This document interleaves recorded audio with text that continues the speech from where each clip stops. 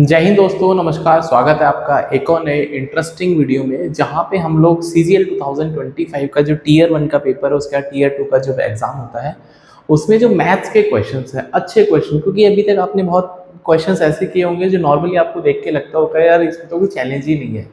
तो आज हम बात करेंगे, और आज के बाद बेसिकली हम बात करेंगे कुछ अच्छे सवाल जो कि CGL एग्जाम के लिए इम्पॉर्टेंट हैं, और आप अगर अपनी आई कैन से नॉलेज को चेक करना चाहते हैं तो ऐसे सवाल आपको डेफिनेटली आपको चैलेंज प्रोड्यूस करेंगे, चैलेंज प्रोवाइड करेंगे, and you will be feeling the challenge कि हाँ यार कुछ तो बात है। तो ये जो सीरीज है इसका नाम ही है एक्सेप्ट द चैलेंज, और हाई लेवल के क्वेश्चंस हैं और अच्छे क्वेश्चंस हैं। ऐसा नहीं है कि मतलब बहुत ही ज़्यादा एक्स्ट्रा ऑर्डिनरी बहुत टफ क्वेश्चन है, ऐसे क्वेश्चन जो कि आपको डेफिनेटली समझ में भी आनी चाहिए और सॉल्व भी करनी चाहिए। तो चलिए शुरू करते हैं विदाउट वेस्टिंग मच टाइम। तो पहला सवाल आपके स्क्रीन के ऊपर, सवाल देखने में आपको बड़ा सा लग सकता है बट थोड़ा सा दिमाग लगाना है, कोशिश करनी है। अब बोलता है merchant can buy goods at the rate of 20 rupees per good. एक आर्टिकल है 20 रुपये का, उसने क्या करा, उसको the particular good is a part of the overall collection and the value is link to the number of items such that already on the market. तो उसने क्या किया, पहला आर्टिकल 2 रुपये का बेचा, दूसरा 4 का बेचा, तीसरा फिर 6 का बेचा, एंड चौथा फिर जो 8 का बेचा, और इसी तरह से बेचता रहा। तो उसको कम से कम अगर 40% का प्रॉफिट करना है तो कितने आर्टिकल वो बेचे जिससे कि उसको 40% का प्रॉफिट जो है वो अचीव हो जाए। बहुत प्यारा क्वेश्चन है, एंड आई रिक्वेस्ट कर आप इसको सॉल्व करना चाहते हैं तो डेफिनेटली आप इसको सॉल्व करिए। तो चलिए शुरू करते हैं इसका सोल्यूशन, राइट। तो इसका सोल्यूशन करने से पहले बेसिक सी चीज़ें हैं जो कि डेफिनेटली आपको पता होनी चाहिए।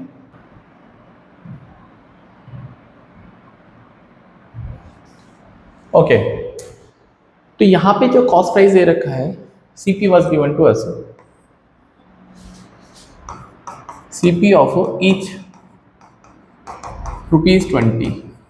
ठीक है, तो मान लेते हैं उसने n आर्टिकल सोल्ड किए। हाँ, ही सोल्ड n आर्टिकल्स, कोई दिक्कत वाली बात नहीं है। तो n आर्टिकल बेचे हैं तो पहले खरीदेगा भी n आर्टिकल, तभी तो बेच पाएगा। इसका मतलब अगर मैं टोटल CP की बात करता हूँ, यहाँ से टोटल CP, तो ये हो जाएगा 20 इंटू n, कोई दिक्कत नहीं है, राइट।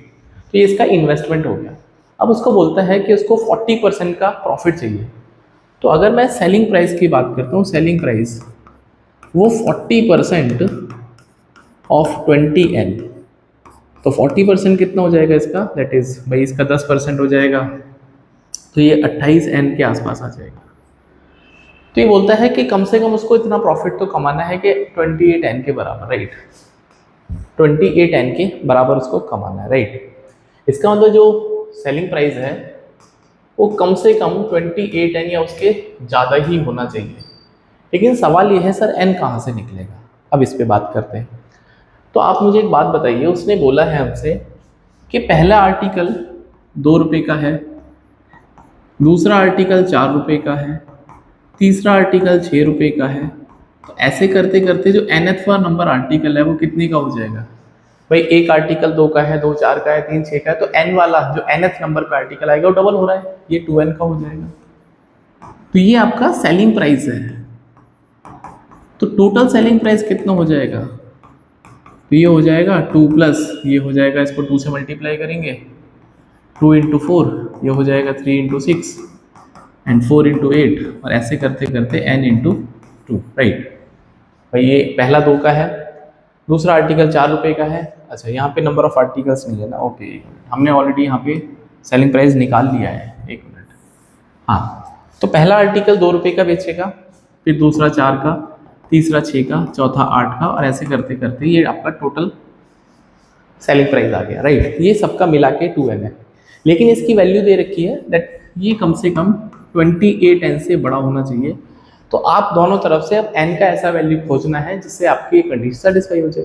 अच्छा, अगर मैं इसको गौर से देखता हूँ तो 2 तो कॉमन ले ही सकता हूँ, तो ये हो जाएगा 1 + 2 + 3 4 up to n greater than equals to 28n। तो इस 2 से इस n को हम कैंसिल आउट कर सकते हैं, 14 बार चला जाएगा। और इसको गौर से देखोगे 1 + 2 + 3 अप टू n, n यहाँ पे नंबर ऑफ आर्टिकल पॉजिटिव होना है तो नेचुरल नंबर ही होने, आर्टिकल डेसिमल भी तो नहीं हो सकते। इसका मतलब क्या है, एक नेचुरल नंबर है 1 से लेके n तक, इनका समीशन आप सबको पता होगा I think, n into n + 1/2, और यहाँ से 14n के बराबर आ गया। n ने n को मार दिया तो n+1 इक्वल्स टू 28, तो n की वैल्यू आ जाएगी 27। इसका मतलब क्या है कि कम से कम अगर वो 27 आर्टिकल बेचेगा तो उसको 40% का प्रॉफिट हो जाएगा मिनिमम, और इससे ज़्यादा बेचेगा तो ये प्रॉफिट 40 से ओवर हो जाएगा, राइट। तो बहुत प्यारा सा सोल्यूशन था, और कुछ भी ऐसी बात नहीं थी जो तुमको लगता होगा कि नहीं यार ये तो बहुत मुश्किल सवाल था। बहुत बेसिक था। पहले हमने नंबर ऑफ आर्टिकल n मान लिए, उनका टोटल प्राइस हो गया CP 20 इंटू n, फिर हमने सोचा है कि उस पर 40% का गेन करना है, तो फाइनल SP 28n हो जाएगा। अब हमने इसको जोड़ना शुरू करा, पहला आर्टिकल 2 में बेच रहे हो, दूसरा 4 में, तीसरा 6 में, तो अब मान लो 3 आर्टिकल बेचे तो कितने रुपए मिलेंगे? 2 + 4 + 6 12 रुपये मिलेंगे। तो ऐसे करते करते आपने इसको समीशन किया, उसके बाद आपका आंसर आ गया। I believe it is clear, right. चलिए अगला सवाल ये रहा, ये भी अच्छा क्वेश्चन है।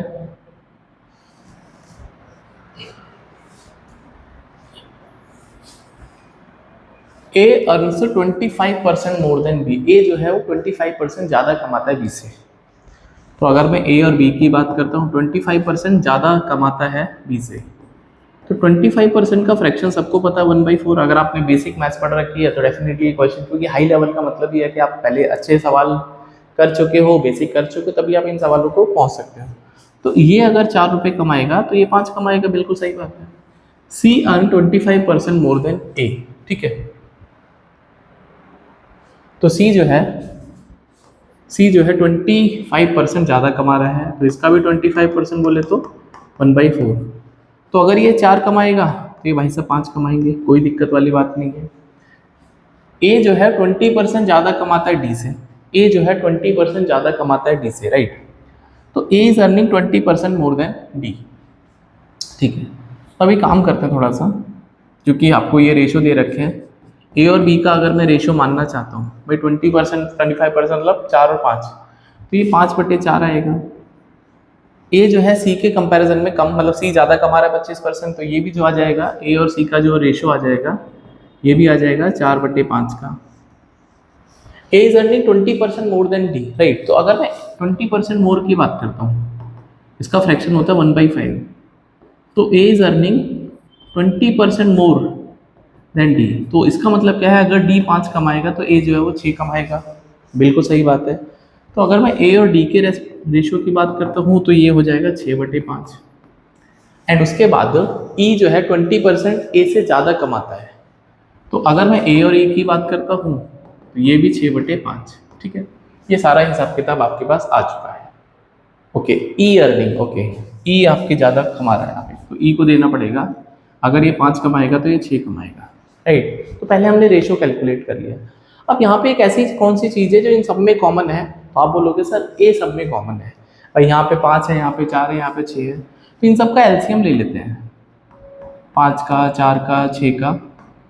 तो इन सब का एलसीएम हो जाएगा 20, 30, 6 पंजे 30, 60 हो जाएगा, राइट। तो 60 मान लेते हैं, तो इसको 60 बना लेंगे A को सब में। तो इसको 60 बनाने के लिए मैं कलर चेंज करता हूँ सो दैट आप पहचान पाओ। तो इसको 12 से मल्टीप्लाई करेंगे, इसको 15 से करेंगे ऊपर नीचे, इसको 10 से करना पड़ेगा, और इसको 12 से करना पड़ेगा, कोई दिक्कत वाली बात नहीं है।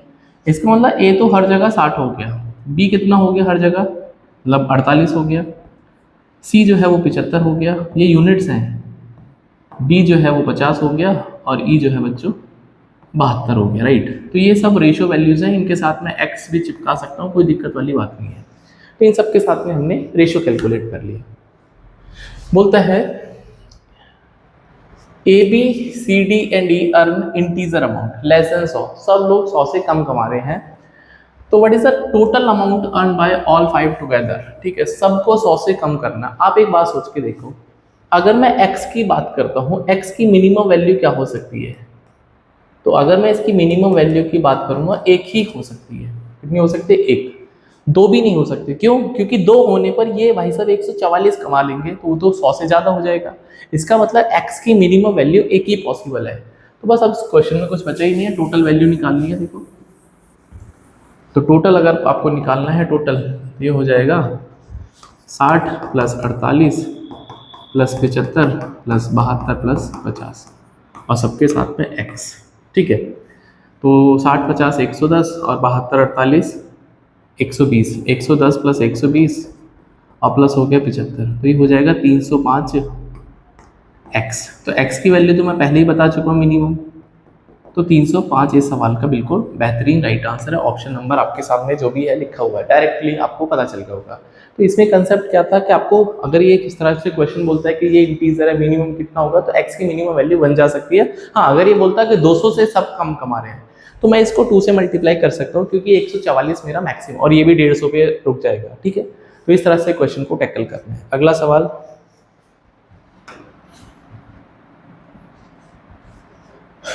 ये बहुत I can say basic question आपके लिए हो सकता है, लेकिन अच्छा सवाल है। Class B has 50% more student than class A. ठीक है, तो क्लास बी में ए और बी की अगर मैं बात करता हूँ, 50% मोर स्टूडेंट हैं, तो 50% बोले तो 1/2। तो अगर इसमें 2x स्टूडेंट हैं तो बच्चों इसमें 3x हो जाएंगे। भाई 50% मतलब इधर 2 हैं तो उधर 3 होंगे, या इधर 100 मान लो तो उधर 150 हो जाएगा। रेशियो तो 2 और 3 का ही आएगा। The number of girls in class A is equal to the number of boys in class B, right. अच्छा, अगर मैं ए और बी की बात करता हूँ, इसमें टोटल 2x है, इसमें टोटल 3x है, इसमें बॉयज़ और गर्ल्स हैं, boys in A, girls in ए, और बॉयज़ इन बी और गर्ल्स इन बी। उसने बोला हमसे कि जो टोटल नंबर ऑफ गर्ल्स है ए में वो इक्वल है बॉयज़ के। तो अगर ए में गर्ल्स x हैं, x का कुछ और y मान लेते हैं, इसमें अगर ये y है तो यहाँ पे बॉयज़ भी y हो जाएंगे, कोई प्रॉब्लम नहीं है। The percentage of the girls is the same as in both the classes, दोनों में परसेंटेज सेम टू सेम है। अच्छा, तो अगर मैं परसेंटेज की बात करता हूँ तो ये हो जाएगा y/2x इंटू 100। ए का परसेंटेज होगा लड़कियों का, और यहाँ पर लड़कियों का परसेंटेज कितना आएगा, that is 3x minus Y. भाई यहाँ पे कितने बच्चे होंगे, 3x माइनस वाई, टोटल मिला के 3x है, अपॉन 3x इंटू 100। तो 100 ने 100 को मार दिया, यहाँ से x चला जाएगा, तो ये हो जाएगा बच्चों 3y equals to, cross multiply करेंगे तो हो जाएगा 6x माइनस का 2y। तो y को एक तरफ लेके आ जाएंगे, तो 5y बराबर 6x, और x और y का जो अनुपात है 5 और 6 आ जाएगा। कोई दिक्कत वाली बात नहीं है। तो what percent of the students group are boys, total कितने बॉयज हैं ये पूछता है। ठीक है, इसका मतलब x की वैल्यू को आप 5 के मान सकते हो और y की वैल्यू को 6 के मान सकते हैं। तो अगर मैं यहाँ पे टोटल स्टूडेंट की बात करता हूँ इन टर्म्स ऑफ k, तो ये 10k हो जाएगा। क्यों हो जाएगा, क्योंकि 2 इंटू 5k, तो 10k हो जाएगा। और यहाँ पे कितने बच्चे हो जाएंगे इन टर्म्स ऑफ k, तो y की वैल्यू है, x की वैल्यू 5k, तो हो जाएगा 15k। ठीक है, ये 15k, और 15k में से y यहाँ पर 6k है, तो यहाँ पे जो लड़के हो जाएंगे वो 9k हो जाएंगे, और यहाँ पे जो y की वैल्यू 6k है तो ये हो जाएंगे भाई, यहाँ पे 9k बचेगा। ठीक है, तो लड़के यहाँ पे 9k है, यहाँ पे बॉयज़ जो है 6k है। तो टोटल बॉयज़ कितने हो गए, तो टोटल बॉयज़ क्लास में हो गए दोनों में मिला के 9 और 6, 15k।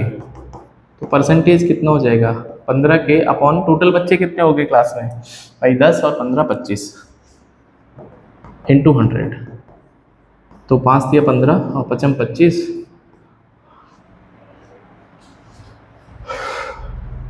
और ये 60% आ रहा है यार। The percentage of the girls is in both the class, what percent of the students group are boys. तो 15 और 10 25 हो जाएगा यहाँ पे। अच्छा, okay okay, my mistake. Total यहाँ पे 10 के बच्चे हैं ना, और यहाँ पे y की वैल्यू 6 के है, तो यहाँ पे बच्चों 4 के आएगा। दिस इज 4 के, मैं थोड़ा कलर चेंज करके लिखता हूँ, ये हमने गफलत कर दी यहाँ पर। ये 4 के होगा ना, क्यों होगा 4 के, आप सोच के देखो। 4k क्यों, भाई टोटल 10 बच्चे हैं यहाँ पे इन टर्म्स ऑफ k, तो ये 6k है, तो ये 4k हो जाएगा। तो यहाँ पे जो परसेंटेज बॉयज़ हो जाएंगे, बॉयज़ टोटल कितने हो जाएंगे, 4 और 6 10 के हो जाएंगे, 6k प्लस 4k।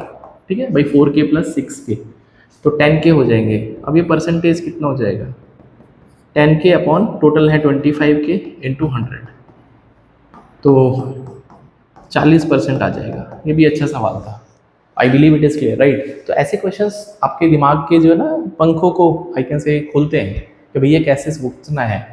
अगला सवाल, ठीक है, और वीडियो को आप शेयर करा करो अच्छे ग्रुप में जहाँ पे पढ़ने वाले बच्चे हैं, सो दैट उनको कुछ चैलेंज तो समझ में आएगा। ठीक है, तो अभी तक जो आप क्वेश्चन कर रहे हो, मुझे नहीं लगता कि आप बहुत टफ क्वेश्चन या बहुत अच्छे क्वेश्चन करते होगे। आपका काम है अच्छे क्वेश्चन को सॉल्व करने का। ठीक है, एक और अच्छा सवाल,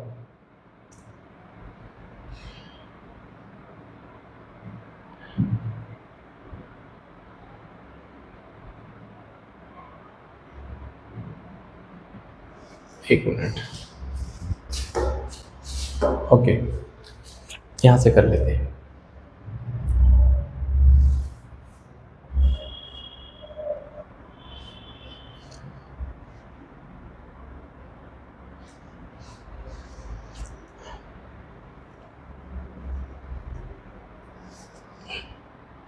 okay, tensile strength of a material A is multiple of the amount of the material A B C D. एक टेंसाइल स्ट्रेंथ, अगर आप इंजीनियरिंग के बच्चे हैं, ग्रेजुएशन करी है तो पता होगा एक मटेरियल की स्ट्रेंथ होती है टेंसाइल स्ट्रेंथ। दो तरह से होती है, कंप्रेसिव होती है जैसे सीमेंट वगैरह वो सिंक हो जाते हैं, और जो आयरन वगैरह है, जो स्टील है, वो टेंसाइल स्ट्रेंथ होती है उसके अंदर, राइट।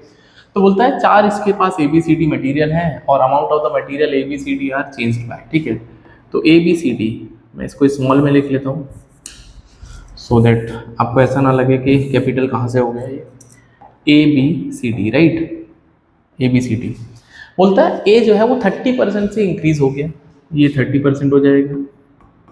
बी का जो स्ट्रेंथ है वो या कंसंट्रेशन 30% डाउन हो गई। सी का 25% डाउन हो गया एंड जो डी का है वो 25% से इंक्रीज हो गया। तो ओवरऑल टेंसाइल स्ट्रेंथ में कितना फर्क आएगा ये बताना है। अगर आप 30% को जानते हैं तो ये 3/10 होता है और 25% 1/4 होता है।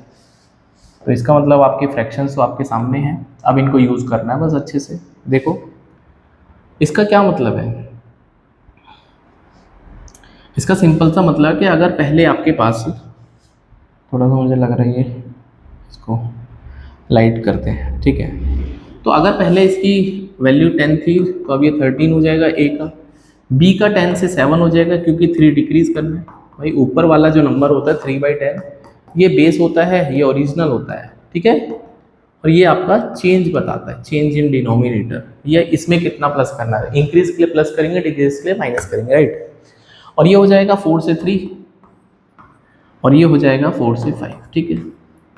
अब ये हमसे सवाल में बोलता है कि उसमें सबका मल्टीपल करना है। तो मल्टीपल मतलब ऐसे मल्टीप्लाई करना है सबको।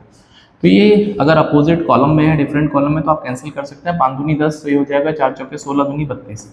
तो पहले इसका आई कैन से कंसंट्रेशन 320 था, अभी नया कितना हो जाएगा, दैट इज 91 इंटू 3 हो जाएगा 273। तो डेफिनेटली डाउन हो गया भाई। पहले 320 का कंसंट्रेशन था सबका मिला के, अभी 273 हो गया। तो ये कितना परसेंट डाउन हो गया ये पूछे। तो आई कैन सी कि यहाँ पे 47 का डिक्रीमेंट आ जाएगा, हाँ माइनस का 47, 320 माइनस 273, 47 का डिक्रीज हो गया। तो परसेंटेज कितना डिक्रीज हो गया, तो परसेंटेज जो डिक्रीज हो जाएगा 47 का डिक्रीज कितने पर, ओरिजिनल 320 था, ओरिजिनल वाज 320, राइट, इंटू 100। अब इस क्वेश्चन में कुछ बचा ही नहीं है, 2 से 16 और ये हो जाएगा 235 बटे 16। तो 16 एकम 16 बचेगा आपके पास 7, 16 चौके 64 बचेगा 11, 16 सत्ते 112, हाँ तो 16 छक्की 96, करीब 14.6% से डाउन हो जाएगा। तो यहाँ पे लिखा है 14.6%। आई होप आपको समझ में आया होगा, ये मल्टीप्लाई का, ठीक है। एक और अच्छा सवाल सॉल्व करते हैं। आज के वीडियो का लास्ट क्वेश्चन है क्योंकि हमको पंच लगाना है, मैथ का पंच डेली सॉल्व करना है।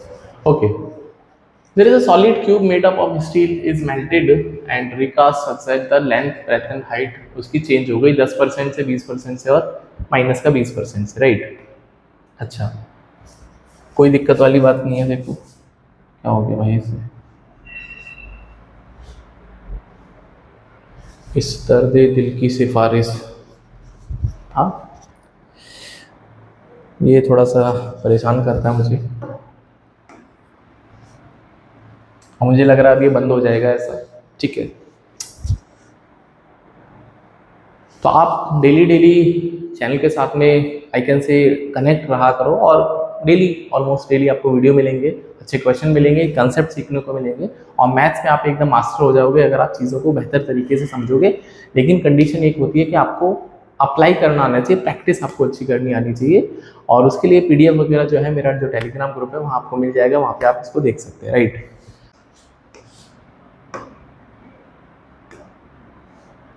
तो एक क्यूब है जिसके हमने डायमेंशन चेंज करे हैं, तो लेंथ, ब्रेथ और हाइट, ठीक है। लेंथ को 10% से इंक्रीज कर दिया, ब्रेथ को हमने 10% से इंक्रीज कर दिया और इसकी हाइट को 20% से डाउन कर दें, ठीक है। तो क्यूब का मतलब क्या होता है, जिसकी सारी साइड्स इक्वल होती हैं वही तो क्यूब होता है। अगर आप क्यूब जानते हैं तो सारी साइड्स इक्वल होती हैं क्यूब की, ऐसा कुछ इस तरह से, राइट। ये तो इसकी सारी साइड बराबर होंगी, चाहे इनको एल मानो, बी मानो, एच मानो, फर्क नहीं पड़ेगा, राइट।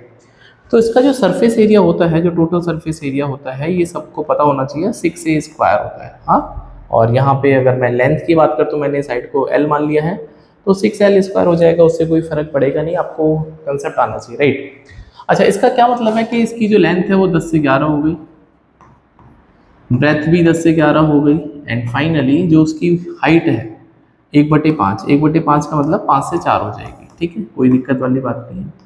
आप एक बात बताओ मुझे, मैंने आपको बताया ना क्यूब की सारी साइड इक्वल होती हैं, तो यहाँ पर ओरिजिनल और ये फाइनल, ठीक है।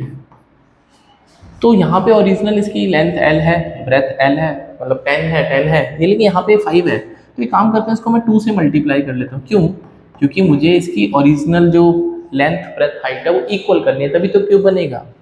तो फाइनली ये हो जाएगा 10, 10 और 10, और ये हो जाएगा 11, 11, और भाई इसको 2 से मल्टीप्लाई करेंगे तो 8 हो जाएगा। तो इसका अगर मुझे सरफेस एरिया निकालना है, टोटल सरफेस एरिया, तो यहाँ पे सबकी जो लेंथ है वो 10 हो गई, तो 6 × 10 का स्क्वायर, ये हो जाएगा 600, कोई दिक्कत वाली बात नहीं है। अब इस पे आते हैं, इसका सरफेस एरिया कितना हो जाएगा, तो आप देखोगे सर इसके तो लेंथ, ब्रेथ और हाइट डिफरेंट हो गई, तो ये बनेगा क्यूबॉइड। क्या बनेगा ये? क्यूबॉइड।